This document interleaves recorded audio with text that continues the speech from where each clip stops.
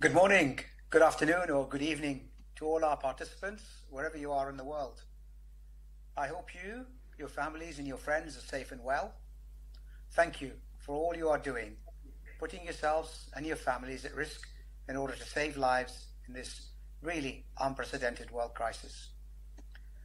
I want to start by thanking the European Society of Intensive Care Medicine, Joel, Cindy, and their team for supporting this webinar, and for Massimo for generous sponsorship.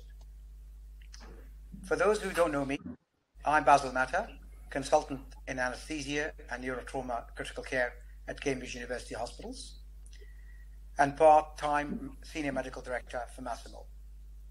I have been, like many of you, been dealing with COVID patients in the ICU over the past several weeks. In this webinar, you'll be hearing from 3 expert intensivists who have been and are still in the eye of the storm dealing with COVID-19 patients on their ICUs, on why and how we can protect the brain in those at-risk patients.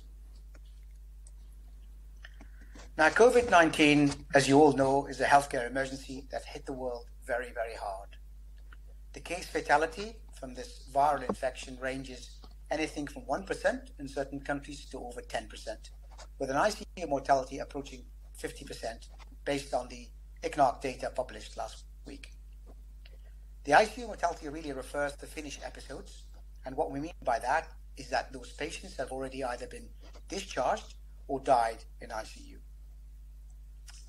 The ICU mortality ranges from 20% in those under 40 years of age to over 70% in those who are more than 70 years old. And we've seen several features appear in these patients. Thromboembolism is reported in up to 30% of the patients, myocarditis in 25%, and renal function abnormalities in 20%. And as you can imagine, there's a variety of organ supports that have been provided in order to better improve the outcome of these patients. Respiratory support, whether it's basic or advanced, up to 70%. Cardiovascular support, 92% of patients requiring basic cardiovascular support and 27% requiring advanced cardiac support.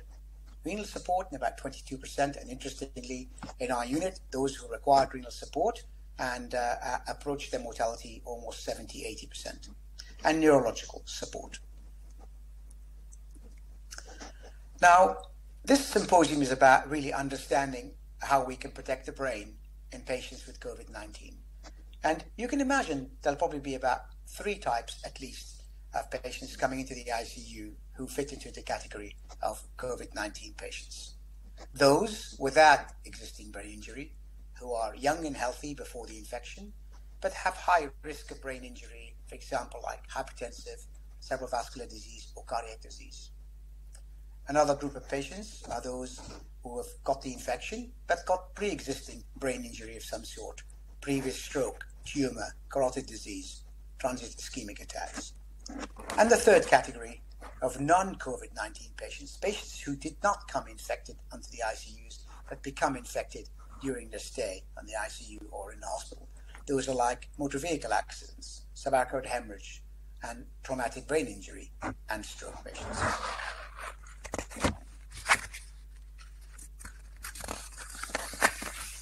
Now, COVID really is primarily a disease that affects oxygenation.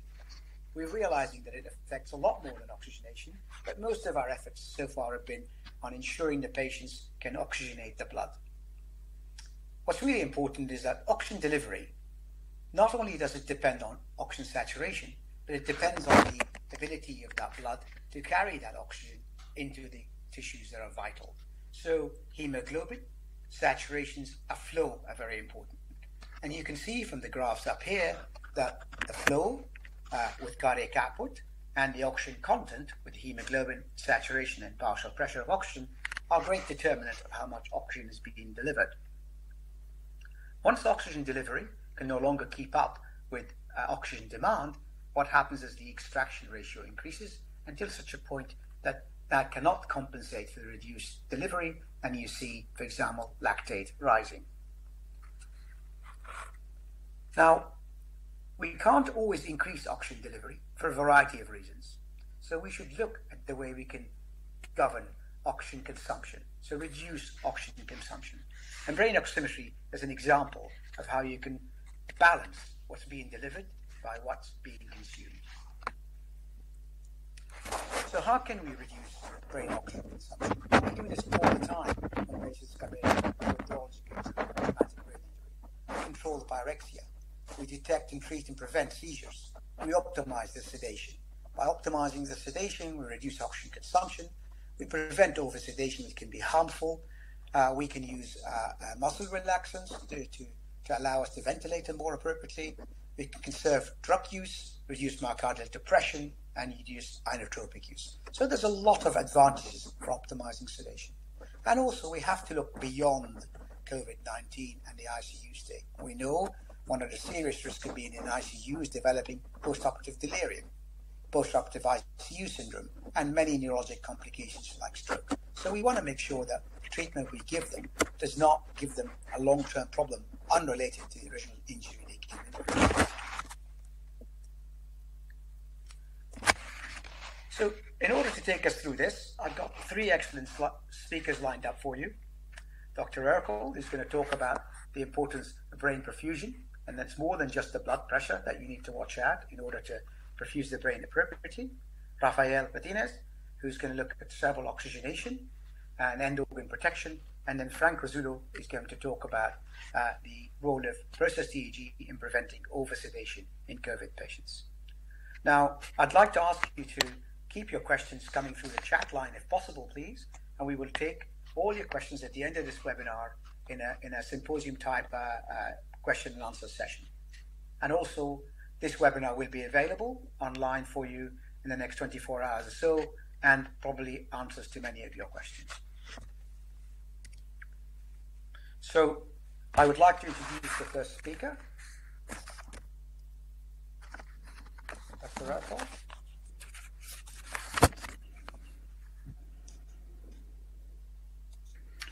Ari is going to talk about the importance of brain perfusion. Short introduction. Ari is a colleague of mine working in Cambridge.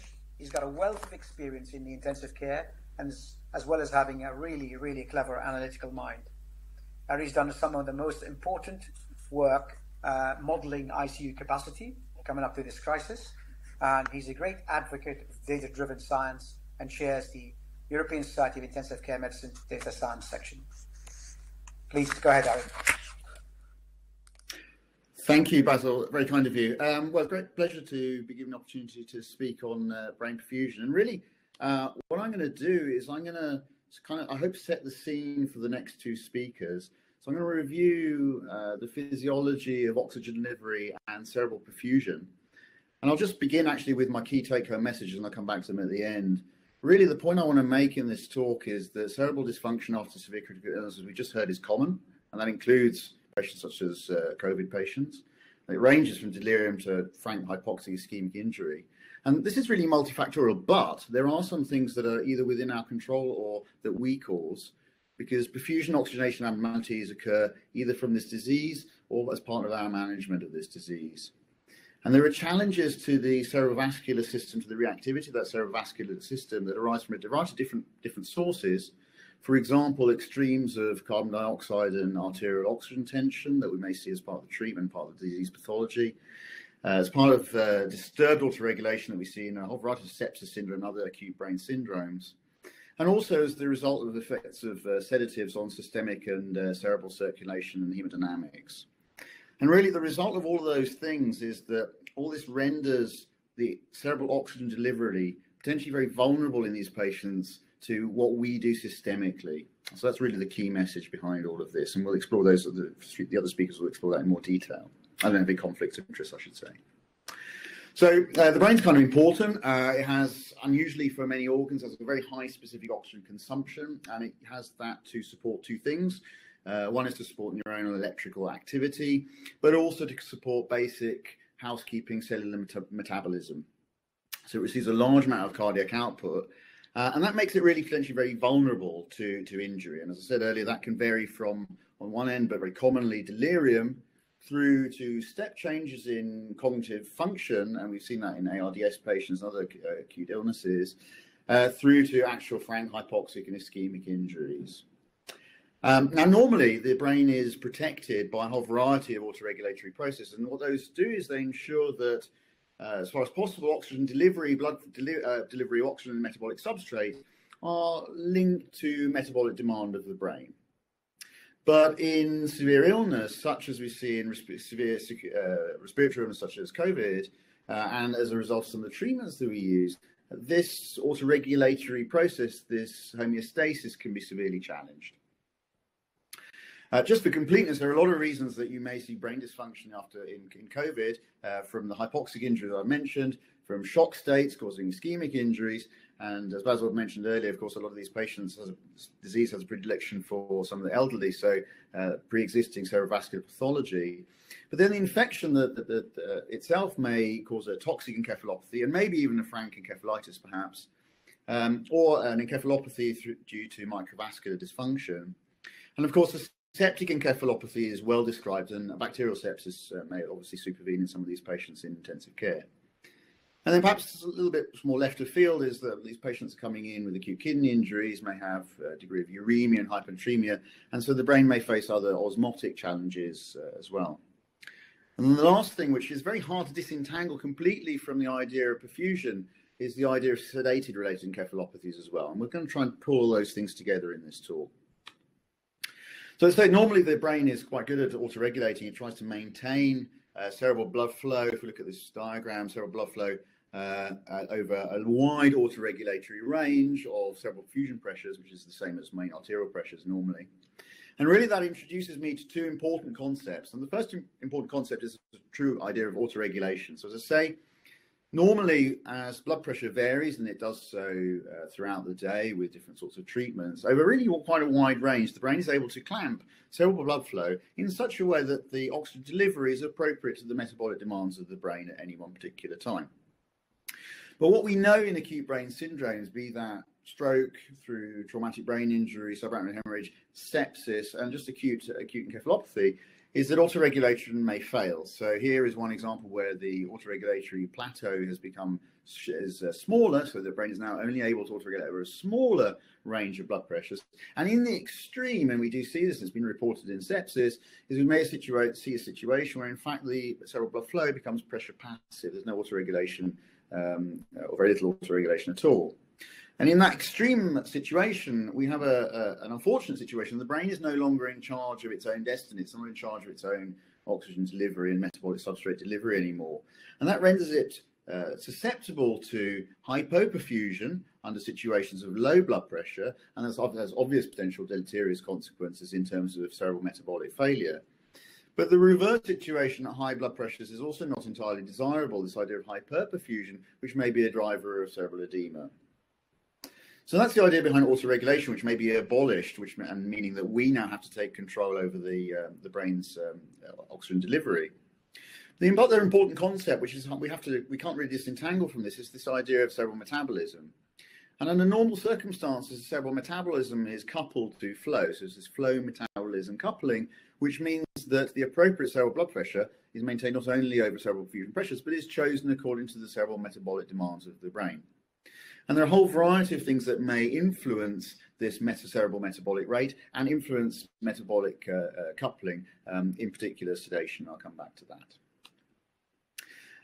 Clearly, none of these things happen in isolation. There are other exogenous factors that are important in determining cerebral blood flow, and then particularly important when cerebral blood flow is pressure passive and when we are the determinants. For example, carbon dioxide tension, arterial carbon dioxide tension, is one of the most potent influences of cerebral blood flow. There's a very linear and large effect over the normal range of carbon dioxide tensions.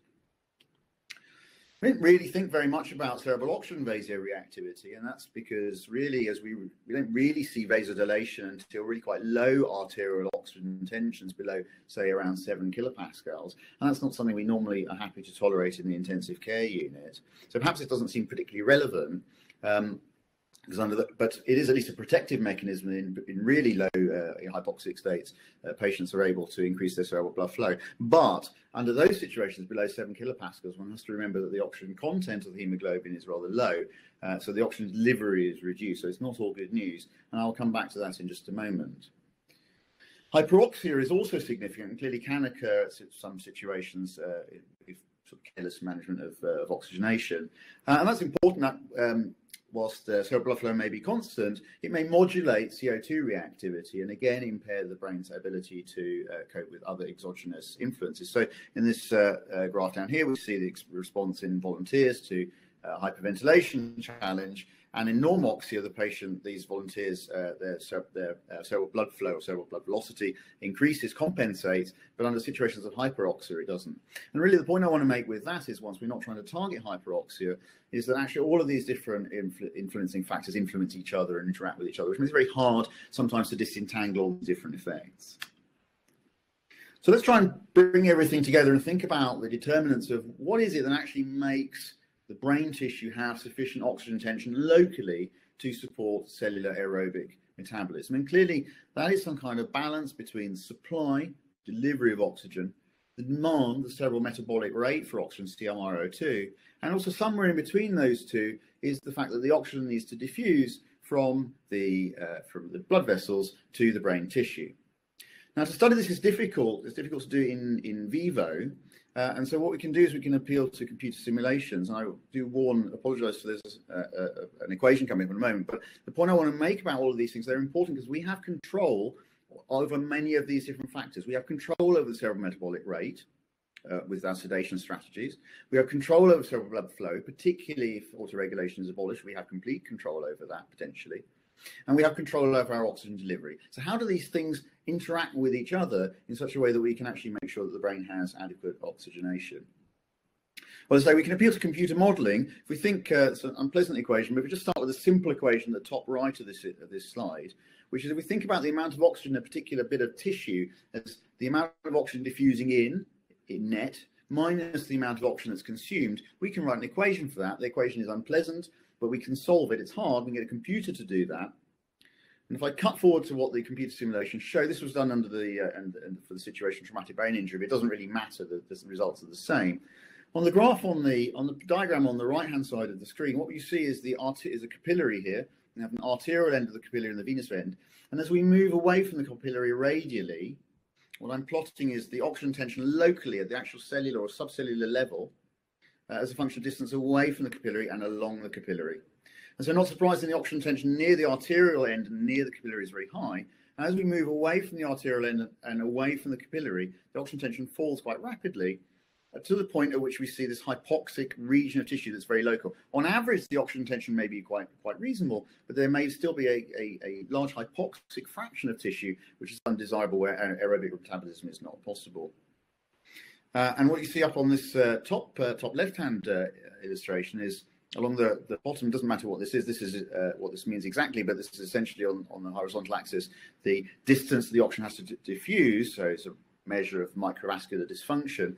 As that increases, we see the fraction of hypoxic fraction increase, and the brain tissue oxygen in the red curve decrease, and what was modeled here as jugular venous saturation, but also near infrared as would be the alternative, decrease with that. So we can actually measure this. But the question is, what are the determinants of that? What can we do to try and improve this amount of hypoxic fraction which we can't see directly? Well, it turns out that the key thing really is oxygen delivery. So if I begin with this graph here, this curve, that's the picture we've just seen now. And I've put a purple bar along the bottom here to show the size of this hypoxic region of tissue. If we act to increase the oxygen delivery, so increase the cerebral blood flow, increase the oxygen content of the blood, or alternatively, conversely, reduce the cerebral metabolic rate for oxygen, we end up in this situation here, which looks superficially quite similar. But if you look at the size of this hypoxic region, it's smaller compared now to the purple bar from the previous situation. So we can improve the amount of hypoxic tissue by improving oxygen delivery, or alternatively reducing the amount of oxygen that is required by the tissue.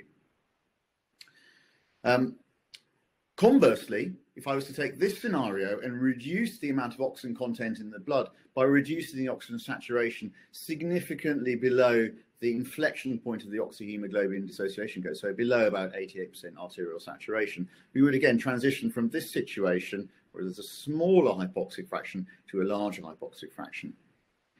But somewhat paradoxically, increasing the FiO2, increasing the arterial saturation from normal or low normal 88%, where the inflection point is, up to hyperoxic situation, even when the physiology is diffusion limited, that doesn't actually improve the size of the hypoxic fraction. That stays pretty much the same, paradoxically. So that's not a good. So increasing the oxygen saturation above the inflection point is not, paradoxically, a useful way of improving oxygen delivery and oxygenation of the brain. In fact, all it does is really cause a small area of hyperoxic tissue, which might even be potentially dangerous. The key message is we want to improve oxygen delivery somehow. The last part of this to briefly touch on is this idea of oxygen consumption matched to delivery. And we have a key determinant of that that's under our control, which is sedation. Now, we use a variety of different sedatives in the ICU, and they're pretty dirty drugs. They have a pleiotropic set of effects on different sorts of receptors, particularly GABAergic potentiation, but some effect on inhibition on NMDA receptors and other receptors as well. So it's not surprising, given this pleiotropic effect on a whole variety of receptors and the different locations of these receptors, the effects of sedation on blood flow and metabolism are complex. And the final thing to just note is that, of course, it isn't just one size fits all for each patient. The actual cerebral function, the cerebral awareness, and the amount of awareness, which is generally what we're trying to suppress, particularly in patients under neuromuscular blockade, is not just a function of the amount of hypnotic, but it's the complete arousal state of the patient, balanced against the amount of stimulation, pain, analgesia, muscle spindle afferents, and even neuromuscular blockade.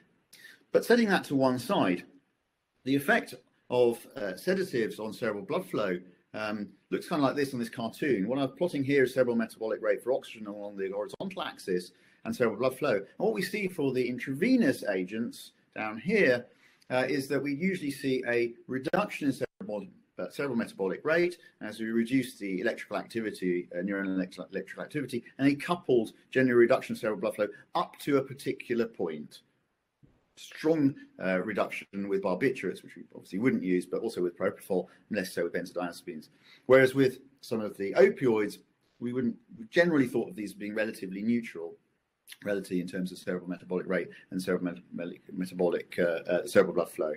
Not so for the inhalation agents or ketamine, where we see a disruption of blood flow metabolism coupling. And it isn't just flow metabolism coupling that's of importance. Of course, all these mechanisms fail at the extremes of sedation, and there's a limit to the amount that we can reduce cerebral metabolic rate with sedation.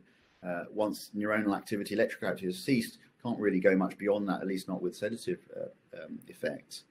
But of course, actually, the sedatives have effect on autoregulation as well. Again, at low, this is poorly understood across the whole range of sedatives, but the general picture is that at lower ranges of amounts of sedation, autoregulation may be preserved, but as we increase that, autoregulation may fail as well. Again, leading us to be solely responsible for the cerebral blood flow to the patient. And of course, none of these things take into account systemic effects of these agents as well. So agents such as clonidine, which generally reduce cerebral metabolic rate and cause coupled reduction in cerebral blood flow, also cause tend to cause hypotension if not corrected, ultimately reduce blood delivery, oxygen delivery.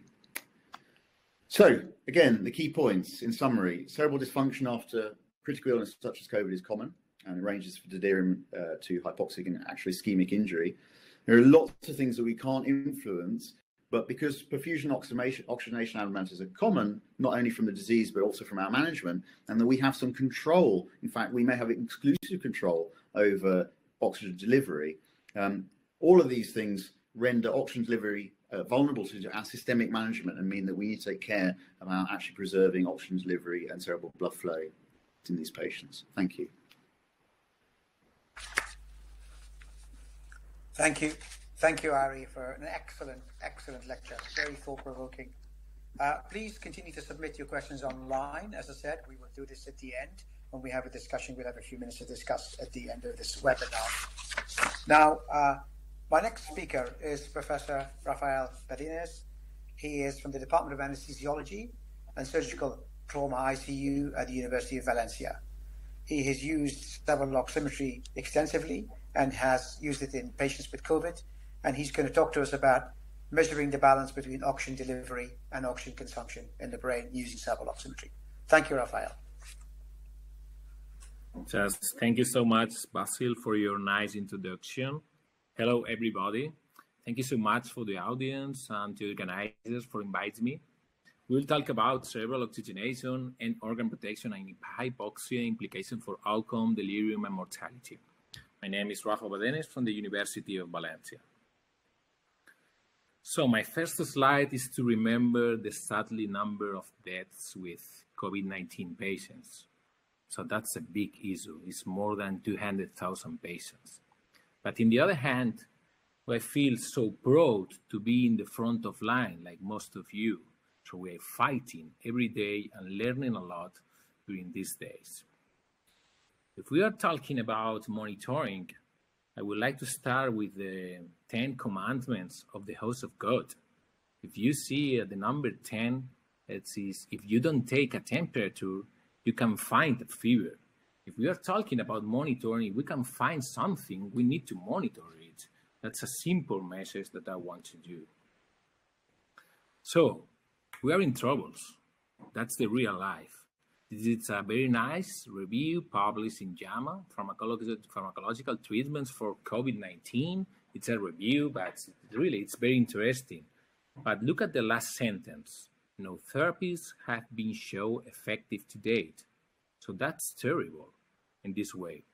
Obviously, we are focused on the management of the lung, management of the distress, respiratory distress. This is an outstanding clinical update from John Marini and Luciano Gattinoni, talking about the management of COVID-19 respiratory distress, how to do it. And you can see in the clinical update, for example, you can see of early intubation, effective sedation, and or paralysis might interrupt this cycle. So I am fully agree with Wesley Ellis, a tweeter, to say, okay, we are focused on the lungs for sure. The main problem is in the lungs, but not only the lungs being harmed. Sometimes we stop Billy Vortex via calming, clonidine, or Dexmed, or something like that. In the same way, this is the surviving COVID-19 guidelines. Very nice, really. And you can see, for example, the target of the peripheral saturation of the arterial blood oxygen saturation. The target is 92 to 96. My point of view is to 92, 93, 95, 96, which is the end goal for this. For sure, I fully agree with the Professor ERCOLE to see this not higher PaO2, but in this range, what is the real we want? So that's the recommendation. In the same way, this is the graphics for Martabelli and Tonini, very nice. This is non-invasive support. I fully support the non-invasive support, but have a look at the levels of the peripheral saturation of the arterial blood oxygen saturation. Sometimes it's 90, sometimes 92, 90 to 96, 94. It's 94, it's coffee for all. That's one of my key questions when we are treating the COVID-19 patients. So, in my point of view, we need to focus on brain injury. It's one of the reasons of this webinar. We need to focus on brain injury with a simple reason. After all, brain oxygenation is what really matters. So that's one of my take-home messages. After all, we are focused on the lungs for sure, but to achieve a good brain oxygenation because it's what really matters. Yesterday, our colleagues from Cambridge published a very nice viewpoint in neurocritical care. It's about neurological implications for COVID-19 infections. And you can see we have two columns. One problem is related to non-immunological, and the other one is about immunological. For non-immunological, you have, for example, Ali talked about it, hypotensive with reduced cerebral blood flow. Obviously, the hypoxia, it's the main problem with our patients, but micro and macrovascular thrombosis. We have seen a lot of stroke patients during this COVID-19 pandemic. But it's not only non-immunological, we have immunological problems with adaptive autoimmunity, with the macroglial activation, and for sure, the maladaptive cytokine profile. So we have seen sective encephalopathy, and for sure, honestly, tons of delirium. So we are very worried. we are very worried. This is a letter to editor published last week, and a letter to editor to New England. This is for our colleagues from Strasbourg, from France, about the neurological features on severe COVID-19 infection. And for example, there are only 58 patients. Yeah, that's okay, but have a look. 69% with agitation, 65% of the patients with a positive findings of CAM-ICU. For sure, we have a lot of reasons to increase the risk of delirium, like hypoxia, like hypotension, like a lack of family, like a lot of tons of sedatives. Frank RASULO will speak about it. But think about the problems that we will have with our patients related to the neurological features. Yesterday, the colleagues from the Vanderbilt University published in Critical Care the potential factors contribution to ICU delirium. And we know a lot of potential factors contributing to ICU delirium. And one of them is the lack of family during the ICU and after the ICU, and no contact with the health worker because we are with our PPA. So it's very difficult, but we will be aware about the delirium. I am very focused that we will be aware about the delirium in this ICU subpopulation. So we are in an ongoing project. You have more information in the ICU delirium. The website is with the group of critical illness, brain dysfunction, and survivorship center. So with the Professor Wes Ellie. And we are an ongoing trial to see which is the prevalence of the ICU delirium in this sub-ICU population, because we are very worried about it. So, and this situation that we are, how we monitoring, what we want to monitor, that's another one of the reason. So that's how we measure what we want to measure. We have different devices, for example, this is very easy. And what about the oxygen to the brain? We have the brain tissue oxygenation as an invasive method. It's perhaps, in my point of view, no more useful in this kind of patients. We have non-invasive device, like neurospectroscopy, like regional brain oxygen saturation. So have a look, who will speak just a little about this device. The first question, in my point of view, is what are we really measuring? Because some people, okay, you apply the oxygen monitoring, and what are we really measuring? I would like to insist this is a very, very nice approach published in a very famous journal for our colleagues from Poland. So I really recommend to read it. But it's to say regional cerebral tissue oxygenation, what are we really measuring? And you need to know what we're measuring is oxygen extraction fraction. So the difference between arterial blood oxygen saturation and the value of NIRS, the difference is the oxygen extraction fraction. For example, as our colleagues said, low regional brain oxygen saturation is indicative of increase of oxygen extraction fraction to decrease, for example, cerebral blood flow, or high regional oxygen saturation is indicative of decreased oxygen extraction fraction due to luxury perfusion. So in the same way, this is another paper, but just to say you the difference between the peripheral, the arterial blood oxygen saturation and the brain regional oxygen saturation is the oxygen extraction fraction. What are we really measuring when we are applying a brain regional oxygen saturation device? So we have a lot of bibliography about the use of this device in the perioperative setting, mainly in cardiac surgery. We have systematic reviews and the use of the NIRS device in order to obtain a good value of the brain oxygenation. If you move all your treatment to obtain this value, you reduce the incidence of death, mechanical ventilation, stroke, myocardial infarction. This is in the cardiac surgery population. But it's not only related to the cardiac surgery population. We have some non-cardiac surgery, and applying this strategy in order to normalize the oxygen extraction fraction, you improve the postoperative outcome.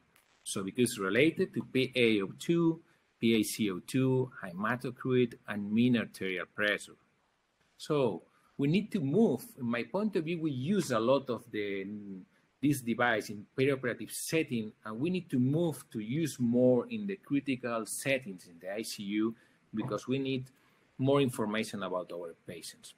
This is we are working in a paper. It's not published yet.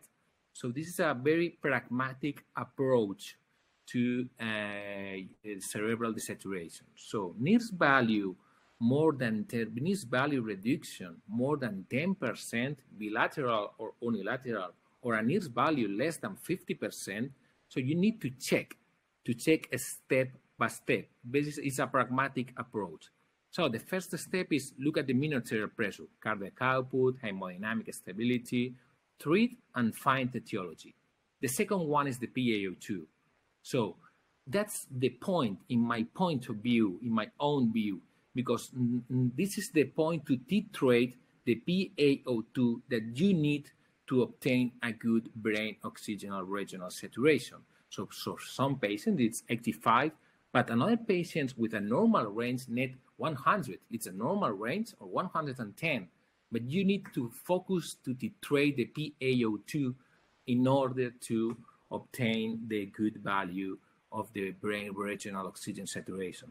The third step is the PaCO2 in order to avoid hyperventilation. The fourth one is have a look to hemoglobin. You can use even the NIRS approach even as a trigger to transfusion. And the last one is to check the central venous oxygen saturation. So throughout to hemodynamics optimization. So this is the first approach of the algorithm to increase the delivery of the oxygen to the brain. But the problem could be an increase on the cerebral oxygen consumption in our patients, like COVID-19 patients. So have a look at temperature. If you need to treat very aggressively the higher temperature in our patients, sometimes it's not easy, but we need to treat. And think about the seizures. Think about the seizures in our patients and treat and find etiology. And at the third step about the brain consumption, think about intracranial pressure. So this is a very pragmatic approach, step by step. Firstly, mainly oxygen delivery, and the second one, oxygen consumption. For sure, we have some limitations. This is not the holy grail. We have some limitation with this device. This is a paper published with the group of Nino Stecchetti. This is talking about the values of the NIRS values, of the brain regional oxygenation values in brain dead patients. Sometimes you find normal values, or sometimes you pseudo-normal values, but it's for extracranial contamination. And you know that it's one of the limitations. You need to know it. But when we are talking about monitoring, it's very difficult to move to the evidence-based medicine. So this is the classical Cochrane library review about pulse oximetry for perioperative monitoring. And the Cochrane said the existing evidence doesn't improve overall patient outcomes and doesn't reduce morbidity and mortality. This is for pulse oximeter. Imagine for another device. So sometimes it's very difficult if you want only evidence-based medicine when you are talking about monitoring. So for sure, we are in a era, we are in a scenario with lights and shadows. We are learning a lot in the last weeks, but we are with lights and shadows. And we want to remark my take-home message is, after all, really, brain oxygenation is what really matters. If you ask to Gattinoni or wherever you want, which is the reason to increase, to treat the different phenotypes of the lung, is to obtain, to achieve a very good brain oxygenation, because of what really matters. So, on the other hand, we can titrate.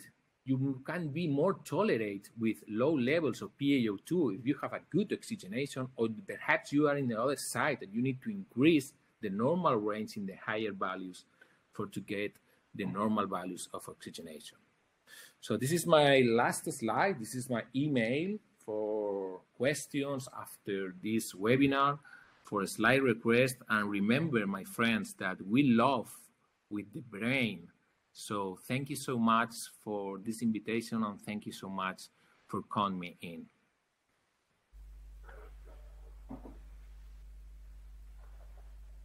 Thank Thank you, Rafael. Thank you, Rafael. That's great. That's really, really good. Our final speaker is Professor RASULO, Associate Professor of Anesthesia from the University of Brescia. Frank is a very close friend of mine, and I don't say that lightly. He's been dealing with COVID patients when this crisis struck in northern Italy. In addition to his interest in intensive care and teaching non-invasive monitoring, Frank chairs the Neuroanesthesia and Neuro-ICU study group Physiology in Italy. Frank is going to share his experience about using SedLine to monitor patients with COVID-19. Please, Frank. Hello, everyone. The role of processed EEG in preventing oversedation in COVID-19 patients. I have no disclosures for this talk. And we all know that sedation is very frequently necessary in intensive care patients for many and obvious reasons. It's important to bear in mind that sedation by itself does not cure the underlying disease. We can use sedation in order to implement certain therapies. For example, during mechanical ventilation, sedation very frequently is required. However, whenever possible, it's a good idea to start tapering the sedation in order to perform spontaneous awakening trials and spontaneous breathing trials, and then maybe maintain a certain level of light sedation while targeting to have a patient who is cooperative, collaborative, and able to maybe obey commands. And this would, in the long run, lead to a reduction in certain complications, for example, delirium, which can also obviously worsen the patient's outcome. And by reducing the sedation, we can reduce the days on mechanical ventilation and the days of the hospital stay in intensive care unit. It's also regarding ARDS patients, it's important to target a certain amount of sedation. For example, in this paper published a few years ago, the authors distinguished two main phases during the ARDS stay in intensive care unit. There is a first sedation, which may require deep sedation. In this typical type of patient, the patient may require sedation for support to vital functions, permit invasive procedures, for example, and to decrease the work of breathing. And obviously, also to be able to implement some more difficult procedures, invasive procedures as ECMO or even proning. And if it's possible, it's suggested to monitor the sedation during this period of time, even with a simplified EEG. And after this phase has been surpassed, after the FiO2, PaO2, FiO2 ratio starts improving, then the sedation can be reduced in order to achieve, and also in this case, a patient who may be evaluated neurologically, and here we would have a patient undergoing lighter sedation, and maybe in this case we could profit from this in order to extubate the patient. This is there also is there's this recent paper published by John Marini and Luciano Gattinoni, who also divide two categories of ARDS patients. In this case, they're COVID patients with ARDS. They call them CARDS patients. There's a patient who is a type L CARDS patient.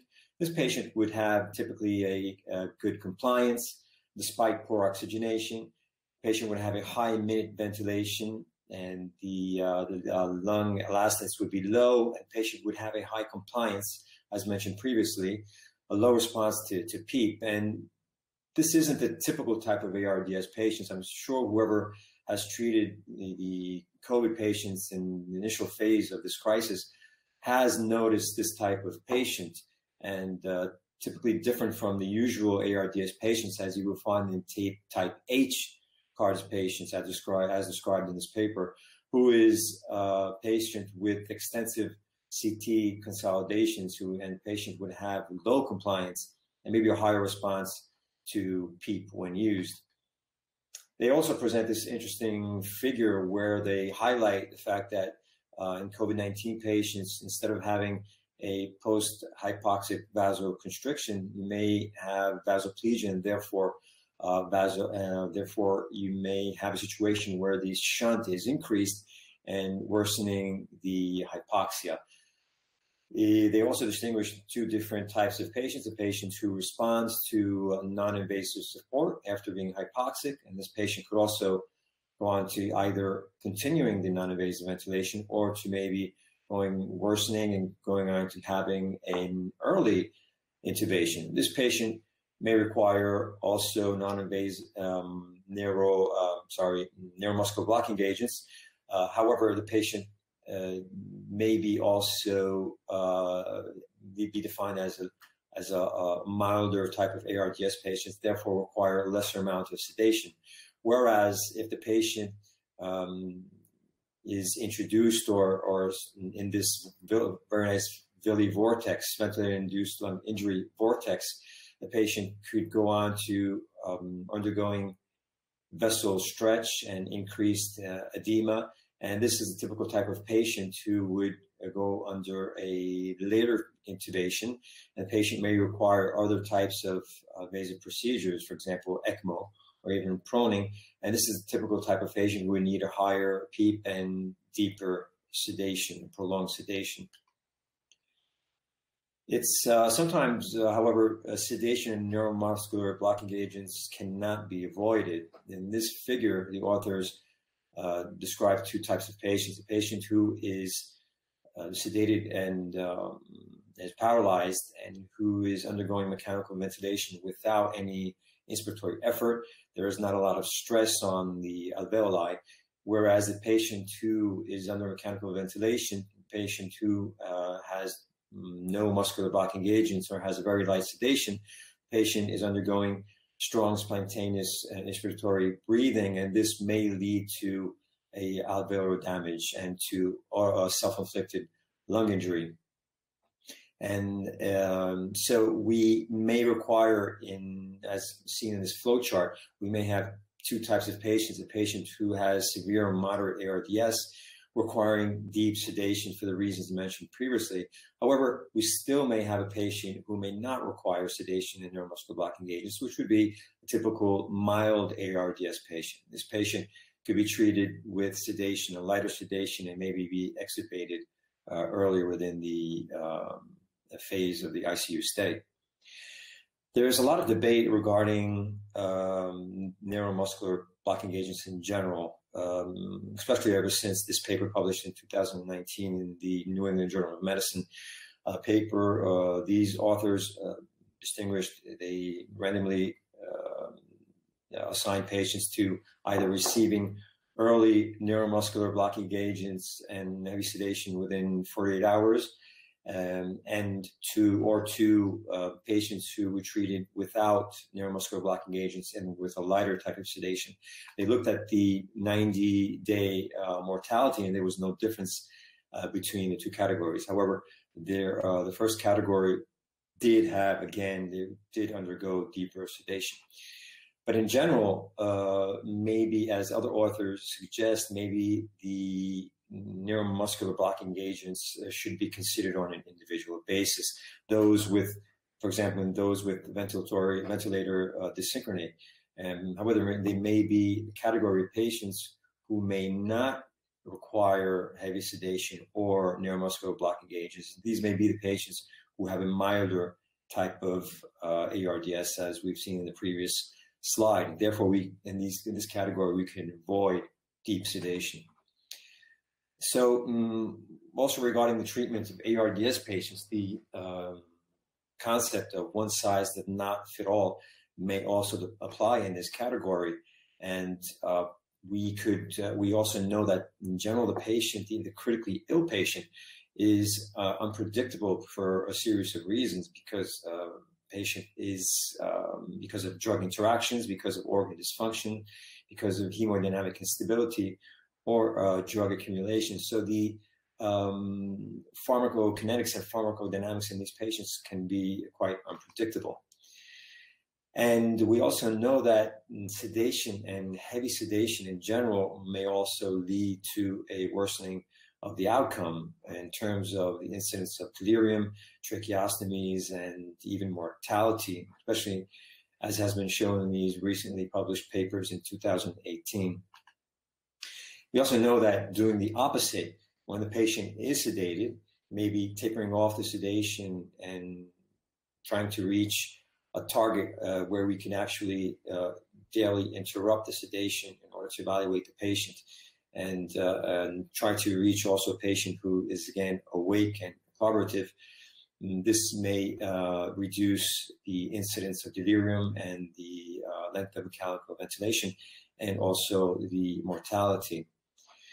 Also, regarding the sedation in general, there's a lot of debate whether heavy sedation actually worsens outcome. In this paper, they looked at, they randomly assigned patients to heavy sedation or light sedation.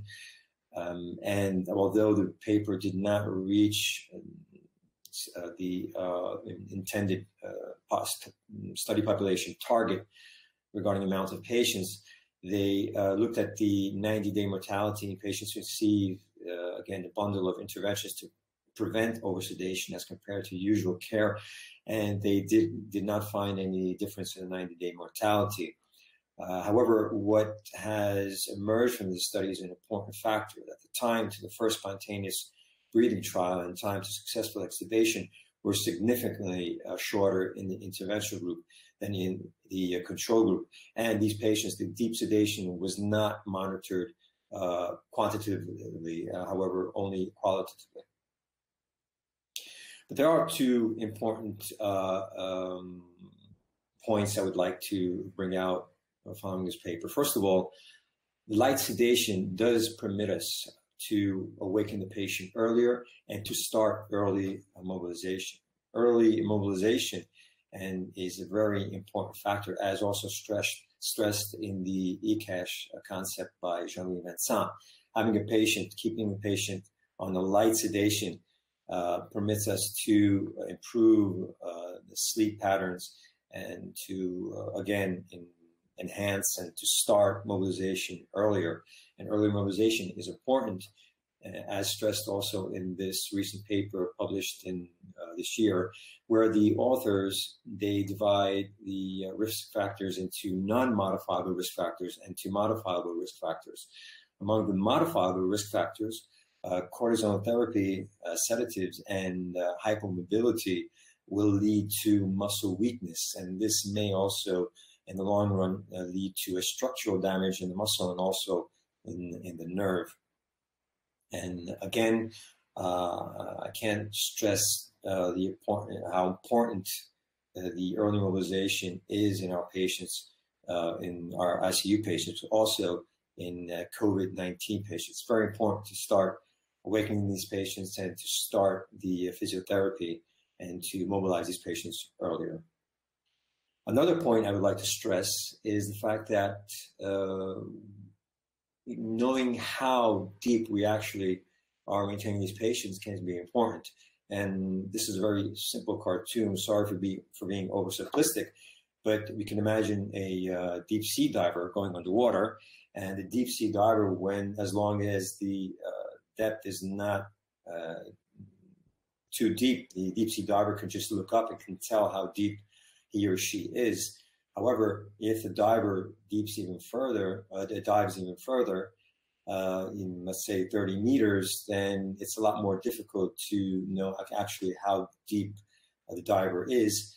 And if this diver were to dive even deeper, then the risk of complications due to the depth may ensue. So unless the diver has a way of knowing exactly how deep the diver is going, the diver has no way of knowing when these complications may start. So it's very important to monitor the depth of diving as it is to monitor the depth of sedation. Now, regarding sedation, we know that as long as the patient is awake and collaborative, it's possible to evaluate this patient through various types of scales. The most important is the Richmond Agitation Sedation Scale, which looks at the patient who is and evaluates the patient who is awake or arousable. However, if the patient is no longer arousable, for example, a RAS score of -4 and -5, we don't know actually how deep this patient is sedated, unless we have a means of monitoring even the depth of the sedation. Fortunately, we do have technology which has become a lot handier in the past recent years, and has provided us with many means of monitoring sedation, especially in this type of monitoring system where the raw EEG has been used in order, through a series of calculations and algorithms, has been used to produce a very easily readable EEG pattern, and also to what we know is called the patient state index, which is similar to the BIS rating. However, the patient state index is prone to a lesser amount of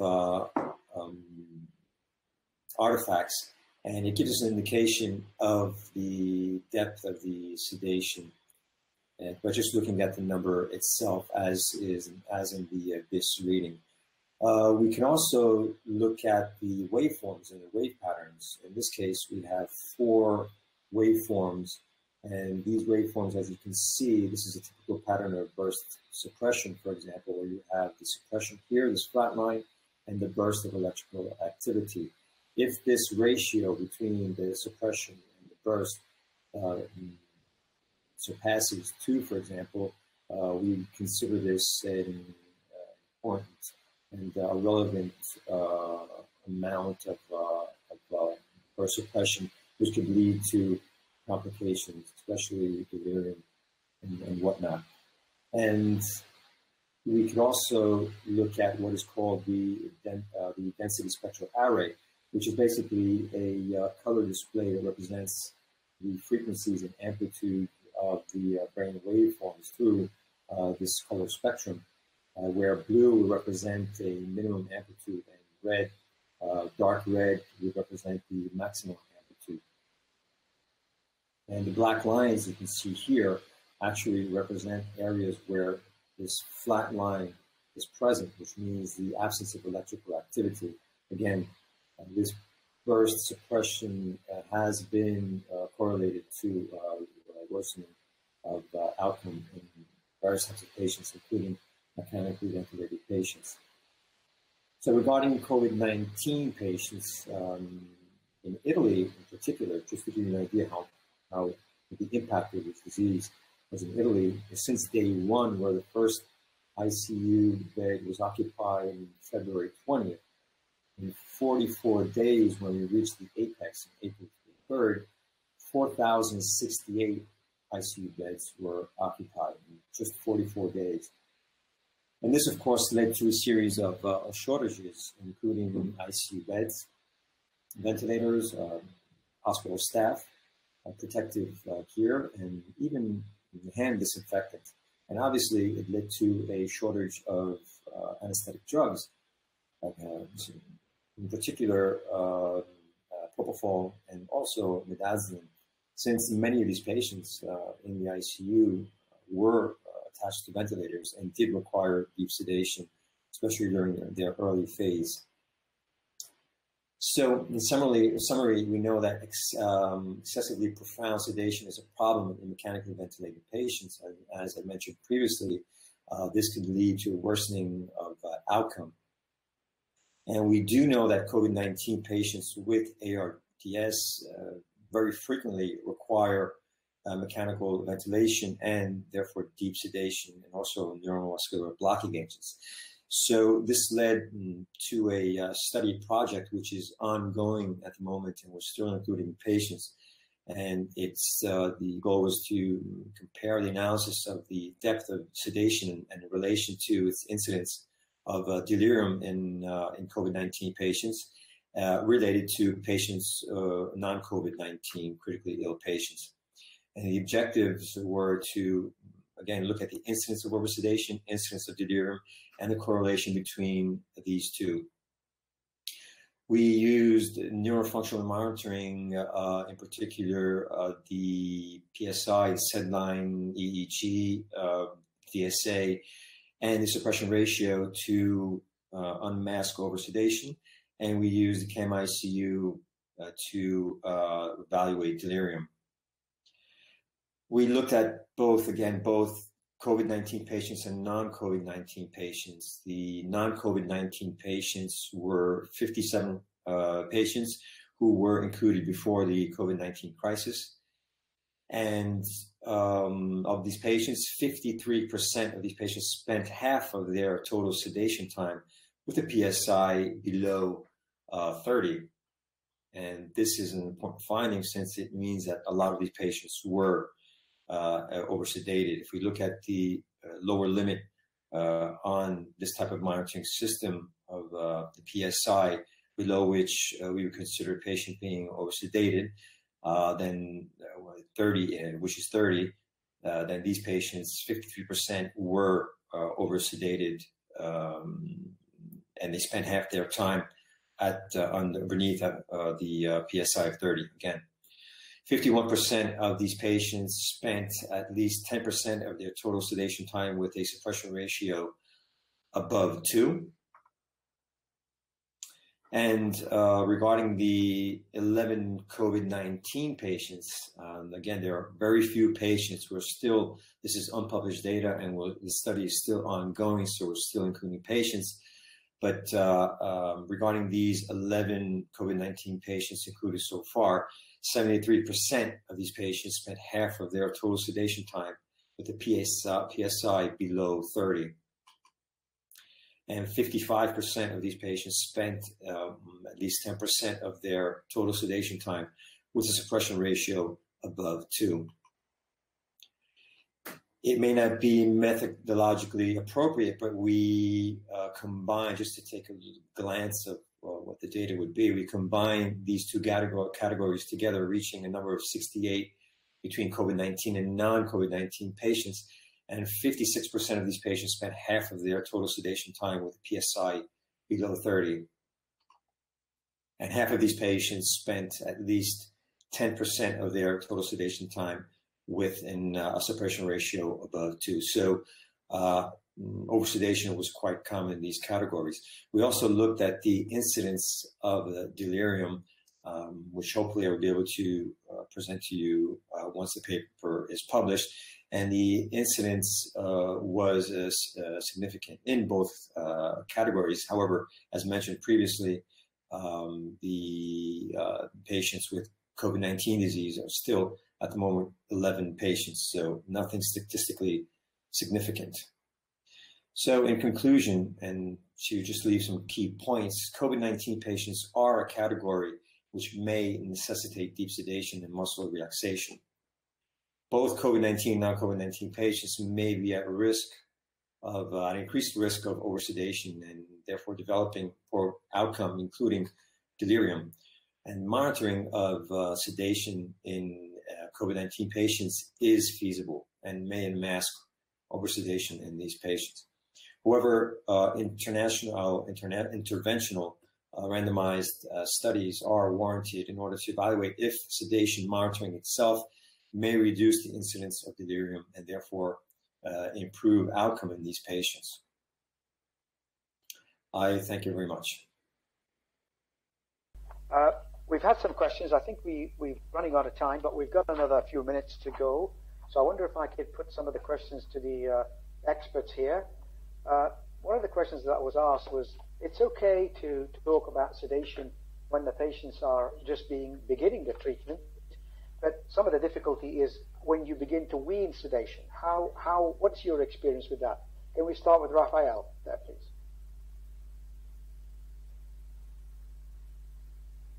Frank, you or me? Basil asked Rafael, do you want to? Yeah, we'll start with Rafael, just a quick sentence, and then we'll ask Frank as well, and Ari. Okay, I think at the beginning, I always say that we need to titrate the sedation. We need to titrate the sedation and in terms of objective monitoring, and combine it, in my opinion, with oxygen monitoring. That's my point of view. So because we have seen with COVID patients, we really don't know why, but you need tons of medication, tons of drugs to achieve a normal value of conscious monitoring. So that's a problem, perhaps with hypermetabolism, so we need to study that. So my point of view is always, more in this case of patients, to titrate sedation with both monitoring, conscious monitoring and oxygen monitoring. That's my point of view. Fantastic, thank you. Frank? Yeah, I think that's a point by Rafael, but I also think that, again, one size is not for all. We should, first of all, concentrate on what type of ARDS patients we are looking at. We may have, as we've seen from those categories, we can't hear you, Frank, I'm afraid. You need to speak closer to the microphone. I'm going to buy you one for Christmas. We may have two different types of ARDS patients. We may have the patient, as we've seen earlier, the patient who requires extensive and invasive therapeutic procedures such as boning and ECMO and whatnot. And this patient is a typical patient who will require early and probably prolonged sedation. Regarding the second phase, this is very important, maybe some sedatives can also be, we can also add some adjuvant types of drugs in order to wean these patients from the sedation. For example, dexmedetomidine has been used quite frequently in order to wean patients from the ventilator, awaken these patients. Okay. So maybe this would be a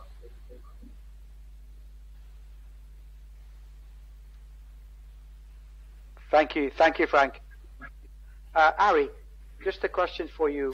Yeah, I was going to make one brief point, just as an opinion that I think the weaning can be really difficult, but I think to an extent we probably make our own luck here.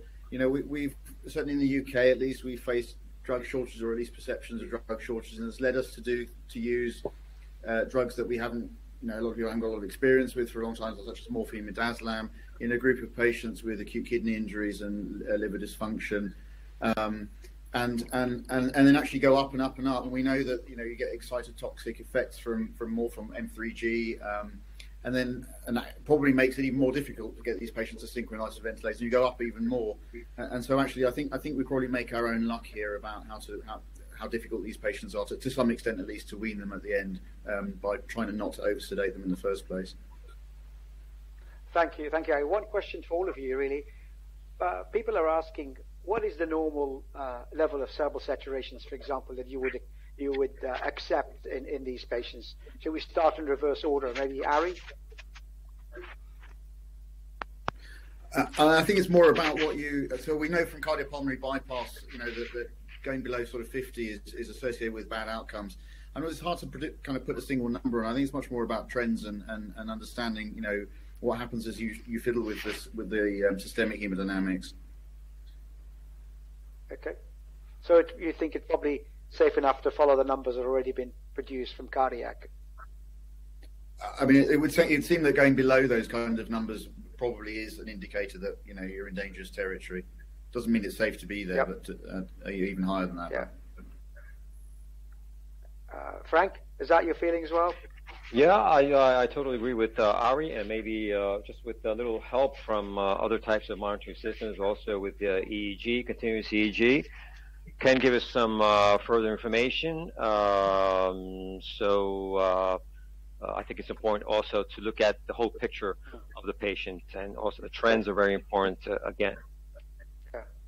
Rafael, I presume you're in line with this, are you? Yeah, I fully agree with my colleagues in this time. The trends is very important, and obviously the people sometimes need a pragmatic approach and want a number, but it's some difficult. But I think it's a pragmatic approach. More than trend, more than 10% of the saturation. If you want a number, perhaps you have to say, okay, the oxygen extraction fraction normal value is from 25 or 45.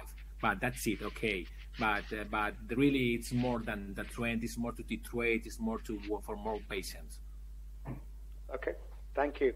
Thank you. We're talking about proning in a lot of these patients. Do you know what effect that has on cerebral hemodynamics is one of the questions we've had. Frank, you do a lot of proning in Italy. What do you know what that does to cerebral hemodynamics? Well, maybe this is a better question for Ari, but I haven't noticed in the patient that we've proned. We've also performed transcranial Doppler, and what my greatest fear was that in the patients who are receiving a lot of sedatives, we have to start thinking about which sedatives and which anesthetic drugs maintain or do not maintain cerebral autoregulation. So it really depends a lot also on if the patient is autoregulating or not. And we try to, in the patient who is prone, we also apply, if we can, the sensors, the EEG sensors and SedLine sensors, in order to see if there are any modifications on the EEG trace. So again, I think multimodality monitoring here is definitely paramount. Ari, what do you think? Yeah, I don't know. I mean, it's relatively small numbers, and of course, our biggest amount of sort of knowledge of cerebral hemodynamics comes from the TBI and sort of stroke population. We tend not to prone those so much. My gut feeling, my sense is that the thing that matters more than anything else in any kind of acute brain syndrome is not being severely hypoxic and not reducing your DO2 that way. So I suspect that's probably the most important thing. Yeah. Rafael, they report some high incidence of venous thrombosis in some centers in North America. Has that been one of your experiences? Have you seen a lot of venous thrombosis at all on scans, MRIs, CTs? Yeah, really we don't know, because honestly, in the standard of care of our patient is you are focused on the lungs, you prone the patient and you are looking at the relation with the PaO2, FiO2, and forget the brain, and you are not worried. At this point, we are not worried about the brain. So there are very few brain images, CT scans or MRI.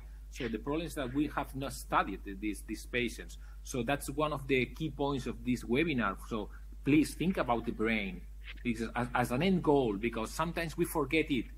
Even in my unit, honestly, we prone the patients, and yet we are looking for the lungs. Okay, yeah, you feel so comfortable if the relation of PaO2, FiO2 increase, but you don't forget, you are not worried about the autoregulations, really, honestly. So the second step is to be ready with the brain as a whole. So that's my point.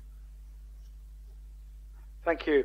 I'd like to finish off by saying thank you, all three of you, for excellent presentations. Thank the audience for being with us and being engaged with the questions. We will produce this on the website, and we will also try and get the speakers to produce a document for us that we can send around.